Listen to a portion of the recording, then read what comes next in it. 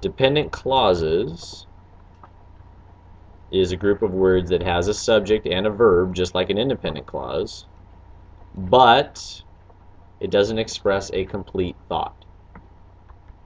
So the example here is when Jim studied in the sweet shop for the chemistry quiz, we talked about yesterday, what happens? We don't know from that sentence.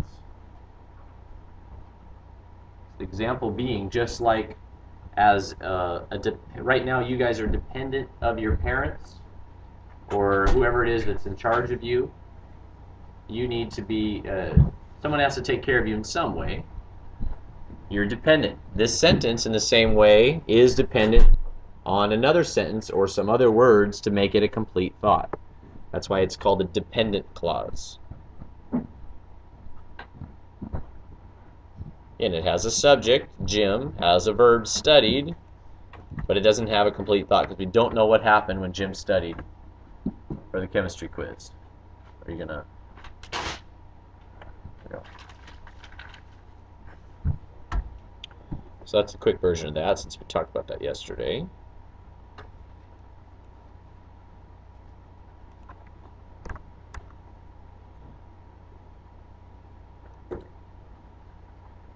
Dependent marker word. Dependent marker word is a word that is added to the beginning of an independent clause that makes it a dependent clause. It's like a signal. It's like a road sign that tells us we're about to read a dependent clause. Why is that? I mean, why is it important that we, well, who cares if it's a dependent clause or an independent clause? You might be asking. Well, the reason why is if we know what a dependent clause and an independent clause is, we know where to put commas. Commas are used in 2 or 3 ways in English. I can tell you, not using commas makes it very difficult to understand what people are reading. A comma in a wrong place can completely change the meaning of a sentence. So understanding these clauses is why we're making such a big deal about that. So when you see this word when at the beginning, what if we got rid of the word when? What will be left? Got rid of the word when. Let's go back up here to this one. If I took out the word when, and we just said Jim studied in the sweet shop for his chemistry quiz, what do I have? What type of clause do I have now? An independent clause, or do I still have a dependent clause? You have an independent clause, and Jim studied in the sweet shop for his chemistry quiz can be a sentence by itself. The word when is what sets it off and shows us that we're about to see a dependent clause. So it's called a dependent marker word, like a road sign, like a marker, whatever, like a highlighter of some kind. And there are many dependent marker words. Some of the common ones are listed right here in italics. I would write them all down, maybe in list format on your notes. Maybe not write them like that. Maybe write them one right after another so you can use them easily later on.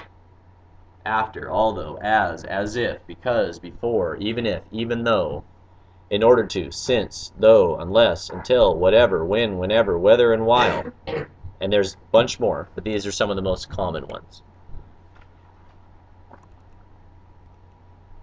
The next thing we need to talk about are ways that we can connect these two clauses. So again, we're learning about independent and dependent clauses so that we know where commas go and other things, which we'll learn about in a second. One of those things is coordinating conjunctions. We talked about conjunctions yesterday. That's a part of speech. Conjunctions are words like and, but, because, however. But we have something called a coordinating conjunction. Make sure you write the abbreviation down. It'll make sense in about 10 minutes. There are 7 coordinating conjunctions used as connecting words at the beginning of an independent clause. Here's the list. Again, I would write these down in list form, maybe bullet point them or dash them or something like that so you can see them. But these are words that connect clauses. We talked about conjunction junction yesterday. Did I sing for you? No. You're lucky. I didn't. The conjunction junction, in that silly cartoon, what are they connecting? Two train cars, right? And the two train cars represented the clauses or phrases, and the conjunction is the connection between the two train cars. Or you can use any metaphor you want of things being connected. That's just what Schoolhouse Rock decided to do. But you can see down here in the example, you have an independent clause here. Jim studied in the sweet shop for his chemistry quiz. And then you have another independent clause. It was hard to concentrate because of the noise. What's connecting them? A coordinating conjunction. And this is one of the places you use a comma. So this is one of the few ways you use a comma. You have to put a comma before a coordinating conjunction.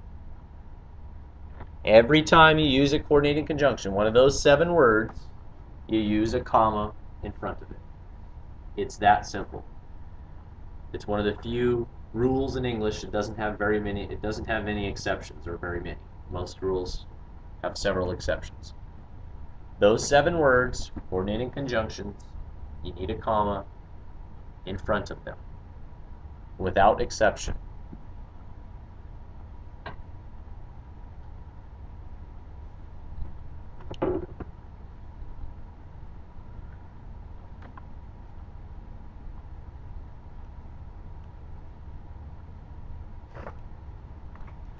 Second way we can connect clauses is an independent marker word.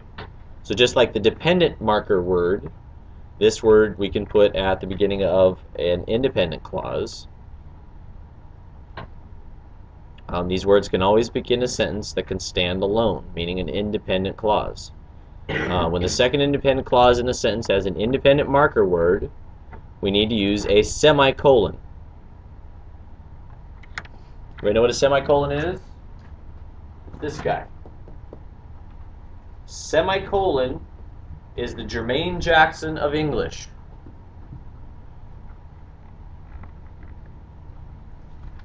Why, Mr. Carey? Who's Jermaine Jackson? Oh, I'll tell you who Jermaine Jackson. Who's Jermaine Jackson? Does anybody know? No. It's Michael Jackson's brother. Who knows who Jermaine is? We know who Janet is, right? You've heard of LaToya, Tito. But why is Jermaine Jackson? Well, who is he? He's talented. He can sing. He can dance. He can play the bass guitar. He's a talented guy. He's important. What group was he in the old days? The Jackson 5. Without Jermaine, there'd be no Jackson 5. It'd be the Jackson 4. So why is a semicolon like Jermaine Jackson? Everybody knows? It's needed. It's important. It is productive. Is he still alive? It's very talented. Yes, he's still alive. He's not a whack job like his brother. Best of my knowledge, he's fairly normal. As normal as a Jackson can be, still.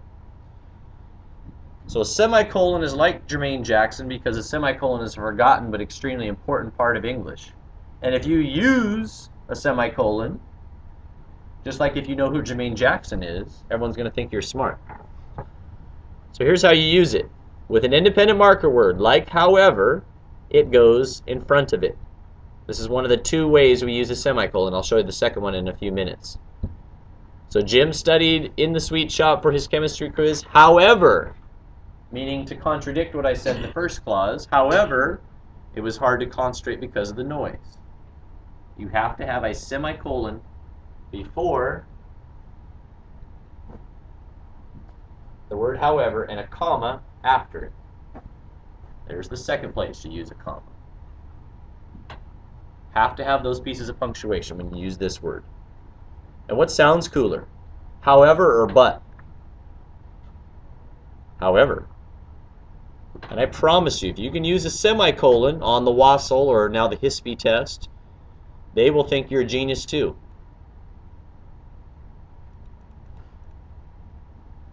Here are some common independent marker words, but these aren't all of them, but they're the common ones. Also, consequently, ooh, that's a big word. Furthermore, however, moreover, nevertheless, and therefore. Make sure you use those words properly, but if you can get those into your sentences, looks good, sounds good. Yes, sir. Back up? How far? Perfect.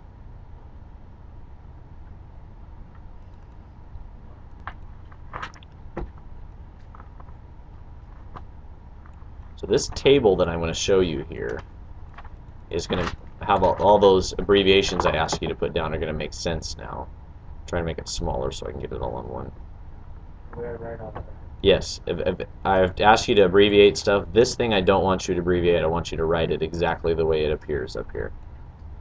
This table is something you need to write it big.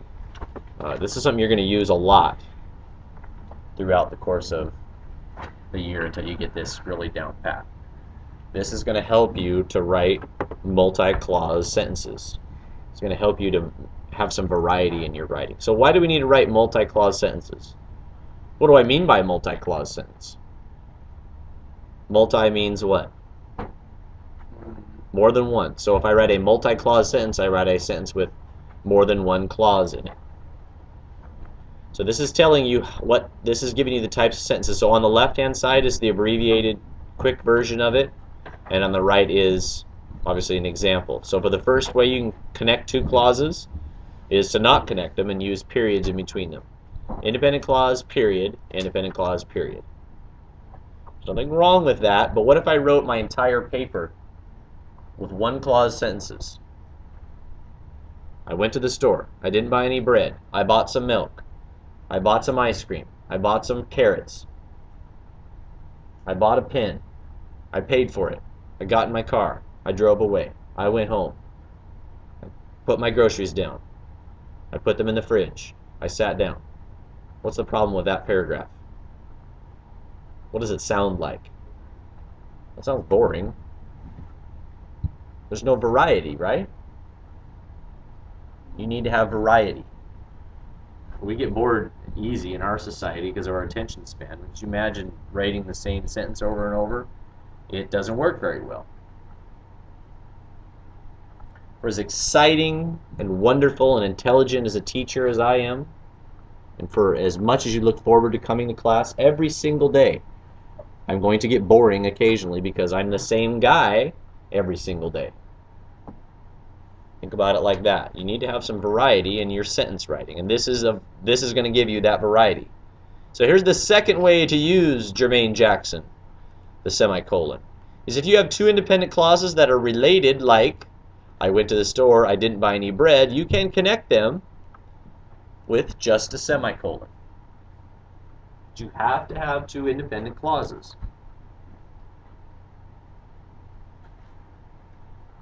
Independent clause, semicolon, independent clause, period at the end. That is one compound sentence.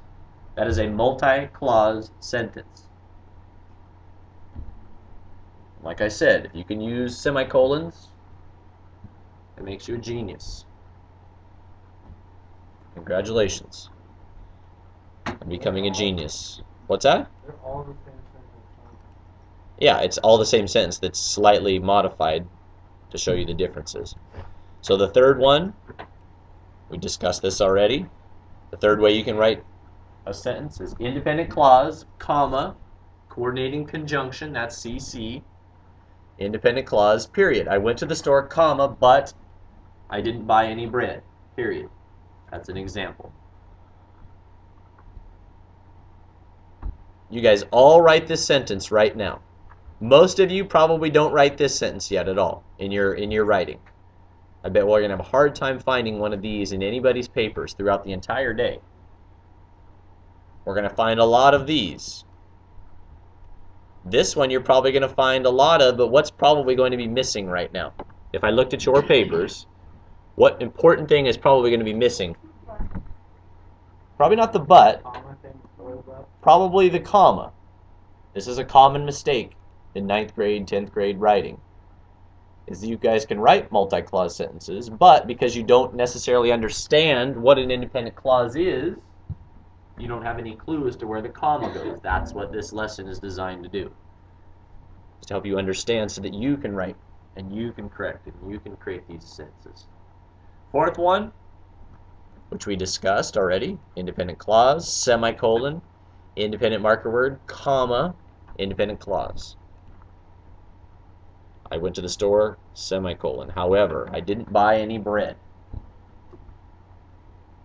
So the phrase using the word however means you're probably going to contradict or you're going to go against what you just said in the first clause. If you go to the store, it's common you're going to buy something. Unless you're me, I like to go to Best Buy and just walk around, look at all the stuff that I can't afford.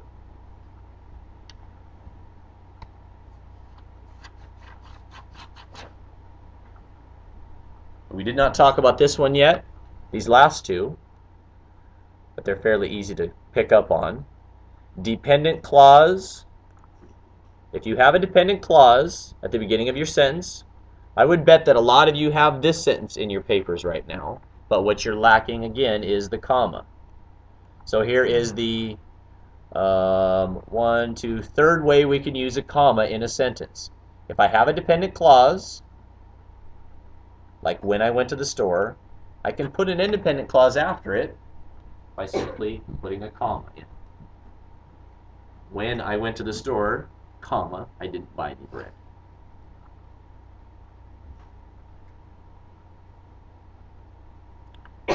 And then the last one, which is very easy because there's no punctuation needed, is if you have an independent clause before a dependent clause. See right here, there's your dependent clause. When I went to the store. These are the same, they just got flipped around. But you don't need a comma if the independent clause is first. And that will be a common error. Now that you know about the commas, we'll start to see that error in your writing for a while because you think there has to be a comma there, but you will figure it out, I promise.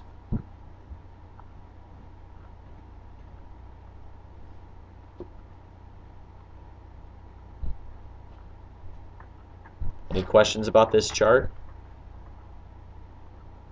Okay, let's get it. I'll give you a few minutes here to get it down.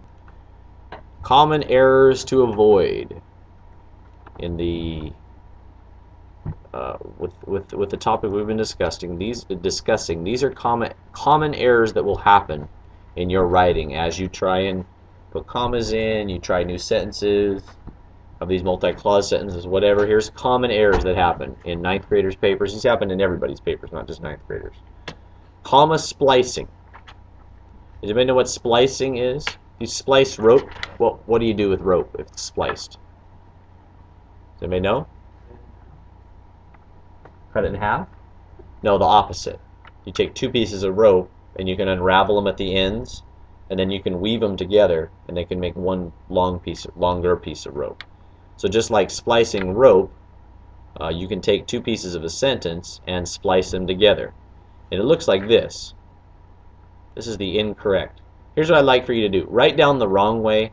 You don't need to write down all the corrections. You can read them, but I don't think you need to write them all down. You can consult the chart. So right now, a comma splice looks like that. Make sure you write it down. Make sure you write down that this is the incorrect way to do it. That this is a comma splice. These are errors to avoid, but if you can see the wrong way to do it, it's going to help you to understand the right way to do it. So write down just this. Comma splice is the use of commas between two independent clauses. That's wrong. And here's what the wrong way looks like. See the comma between? I like this class. It is very interesting. Those are two independent clauses. You can't put a comma between the two. What could you put in there?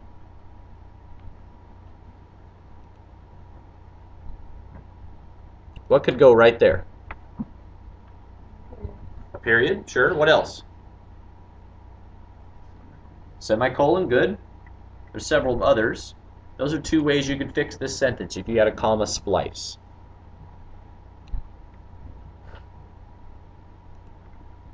And when I abbreviate this on your paper, when I'm correcting,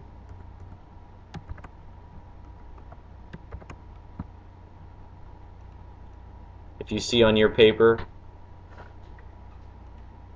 a red CS, that means you, and I wrote it above the sentence, that means you had a comma splice in there. And you have a comma splice. You don't want to do that.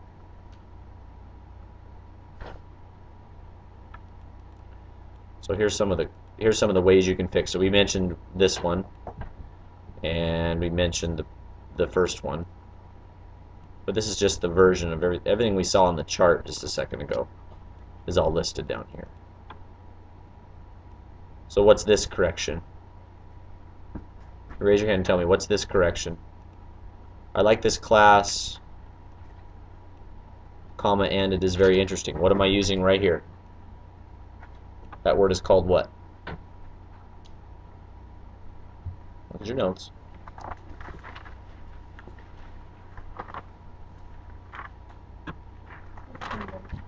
A what? A coordinating conjunction, right. What is this correction right here?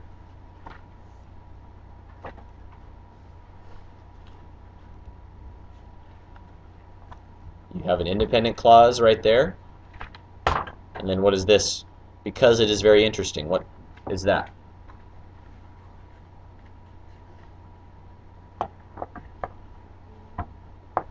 Not a DM, not a dependent marker word. You have a dependent marker word, because is. But what does dependent marker word tell us? Dependent marker word tells us what's going to happen. We're going to read what type of clause?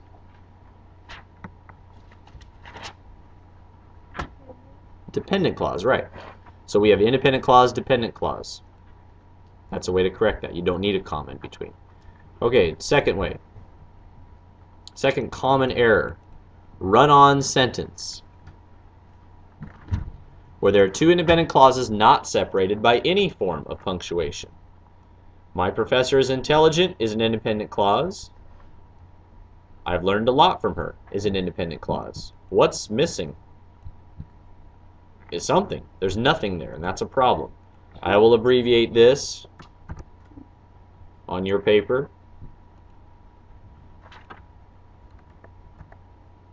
I'll just write this above the sentence. Run on.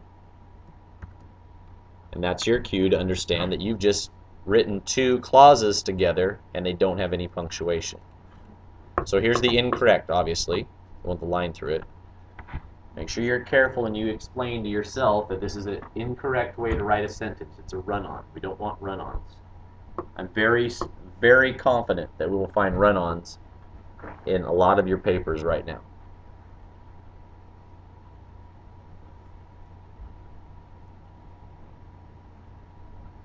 Ooh, excuse me.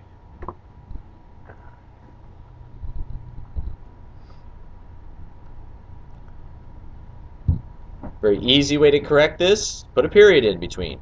We can also put a semicolon.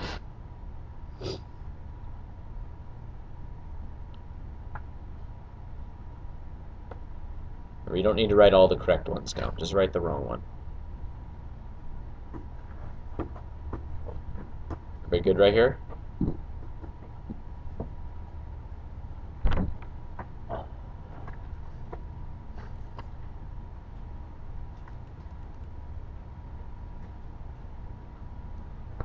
What correction is this?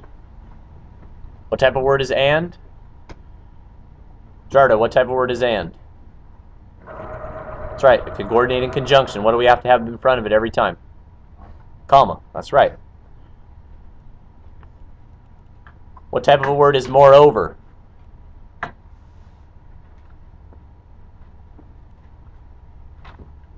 Rico, what type of a word is moreover? Look back at your notes.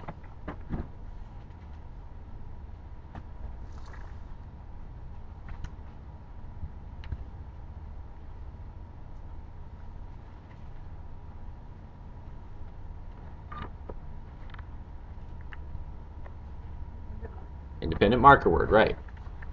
And what do we always have to have in front of it? What do we always have to have in front of an independent marker word? Jermaine Jackson, right? What did I... Jermaine Jackson. Jermaine Jackson. What about him? You don't remember who I told you Jermaine Jackson was like what?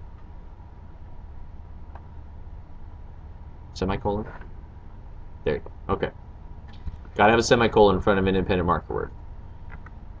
Alright, sentence fragments. Sentence fragments happen by treating a dependent clause or other incomplete thought as a complete sentence. So if you write a dependent clause and you think that's an entire sentence, that's the wrong way to do it. That's a fragment.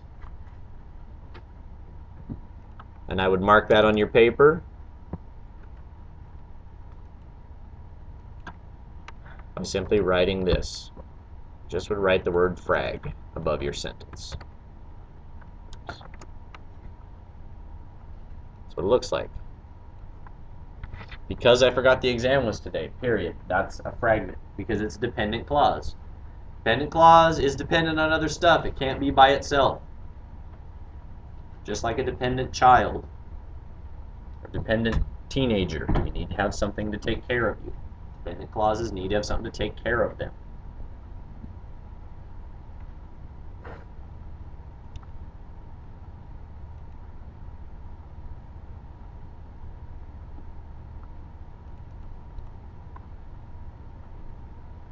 You can read the ways to fix it there.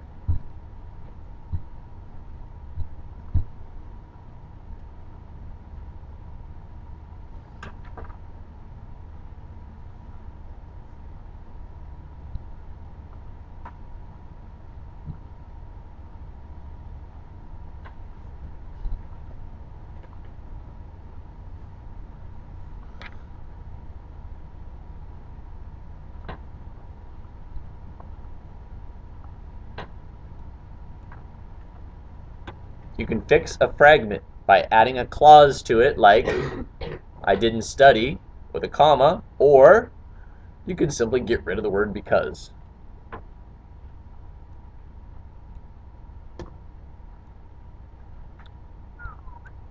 That's it.